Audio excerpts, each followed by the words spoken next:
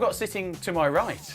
Hello. It's only Karen Millen, aka that's also known as. Did I say Millen? I think I just said Millen. That's a designer, though. I'll have you know, Karen Is it? Gillan. Oh Yeah. right, so you're not a designer on the side. are you? No, I'm Karen Gillan. Karen Gillan, aka Amy Pond, the Doctor's new companion. No one's going to be getting your name wrong in a week or two. Now, if you're wondering why Chris is in a cage, it's because he's a mega fan, so I thought it'd be best to lock him away. Okay. It's great to have you on, though. I mean, I'm excited about the series starting tomorrow. It's going to be brilliant. As you can see, he's totally mad.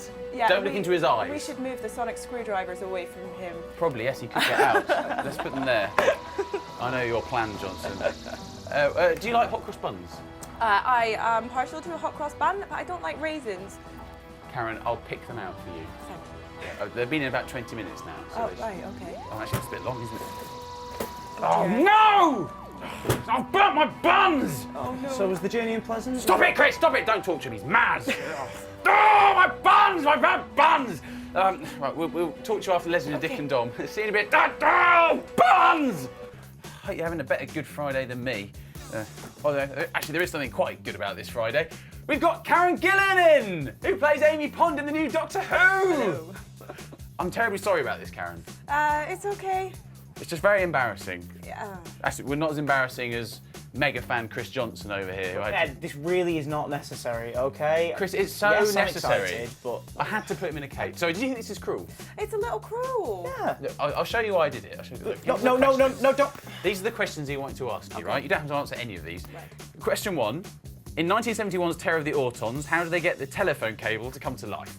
Question 2, that sonic screwdriver, how many settings does it have? Question 3, my mum says I'm really handsome. Do you want to come to the cinema Ed, they're not finished. They're not finished. They're Right, a we're work in not progress. asking This any is the of final those. draft isn't finished. Leave me alone. I've got much more sensible Please. questions here.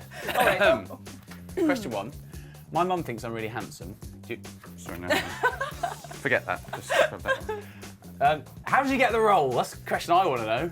Well, I just got a call asking me to audition for the role. I went for my first audition, and then I got a recall, and then I read with Matt, and then a few hours later, I got the part. A few hours? Yeah, a few hours later, I think I was the last girl to audition. Yeah, they're probably just so tired, they just thought, she'll do. Get her in. Yeah, thanks. Yeah. How, am I right in thinking she's been in it before? Chris, he's the one to ask. Yes, sir, she has indeed in 2008's Fires of Pompeii. You see? Bravo! We're not lying. You know, He's a super Stay in the geek. cage. There you go. What? No! No! They changed your makeup a bit for this new Yeah, character it's a you're little doing. different, yeah. How nervous were you on your first day of filming? It was quite nerve-wracking. It was just really surreal because the TARDIS was there, and you know that's such an iconic image, and there was loads of people that came down to see it. All staring at you. Yeah, all staring. So, but hopefully, yeah, it was. But hopefully that didn't show in the scene. Ah, well, let's find out, shall we? This is Karen in the very first episode.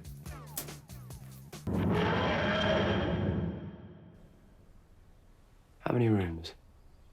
I'm sorry, what? On this floor, how many rooms on this floor? Count them for me now. Why? Because it will change your life. 5. 1, 2, 3, 4, 5. 6. 6.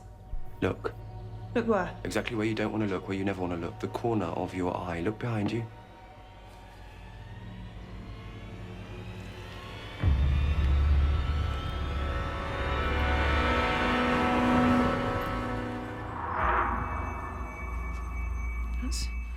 That is not possible. How's that possible? There's a perception filter all around the door. Sensed it last time I was here. Should have seen it. That's a whole room. That's a whole room I've never even noticed. The filter stops you noticing. Something came here a while ago to hide. It's still hiding, and you need to uncuff me now. Whoa. What's in there? You have to wait and see. It's something very, very scary. Really? Is it a toilet and he's done a really big poo? No, it's even scarier Really? than Matt's poo. Yeah, Dr. Poo. Anyway, so we've been asking Karen some questions, but what about you at home? I bet you've got loads of questions you'd like to ask her, so why not email in to cbc@bbc.co.uk. Oh yeah, we'll be asking Karen some of your questions after The Legend of Dick and Dom. Silence, Chris! Silence. I was just... Sorry about that. And again, you might as well have these. I don't know! Ew, I don't want them! Now, if you're wondering why Chris is in a cage, it's to protect this woman here who's just thrown a bun at. What? I didn't mean it. I'm sorry. It was him. He made me do it. It's Karen Gillan, the Doctor's new companion. Yeah, let's have a food fight. Woo! Now, we asked you to send in questions that Karen could answer, and that's what you've done. We had loads, haven't we? Yes, we have. So I think we should crack on and do as many as we can. So Frankie in Southampton emailed in to say, does Matt Smith have bad breath? Hello, Frankie. Matt Smith doesn't have bad breath, but his breath does smell very strongly of Haribo sweets. Really? Yeah, he has an addiction. Sweet tooth. Yeah. Is he a sweetie? Yeah. I'm sure he is. Chris, would you like to ask a question? Am I allowed? Yeah, go on, go on. Jennifer, it's not one of mine, don't worry. Jennifer says, how did you feel when you got the part of Amy Pond? Did you have to keep it a secret? Hi, Jennifer. Yes, I had to keep it a big secret. I wasn't even allowed to tell the people at reception what I was auditioning for. So I had to say I was auditioning for something called Panic Moon, which is an anagram of... Companion. Yes. You see, that's why I put him in the cage. Yeah. What? He's such a big fan. And I got this email from Solomon.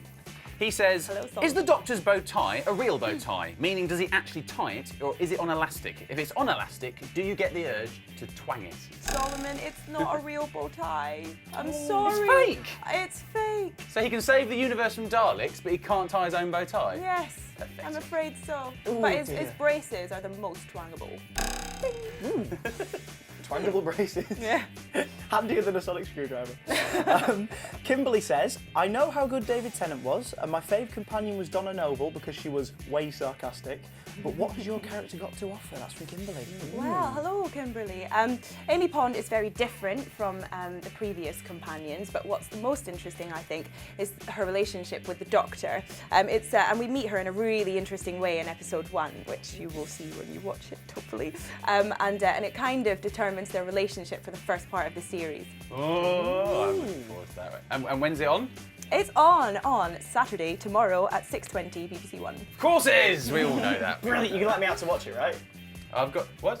Maybe I'll let you out, yes. I've got another question here from Kyle in Rochdale. It says, who do you think is the most handsome, David Tennant or Matt Smith? Well, Kyle, I am going to say Matt Smith.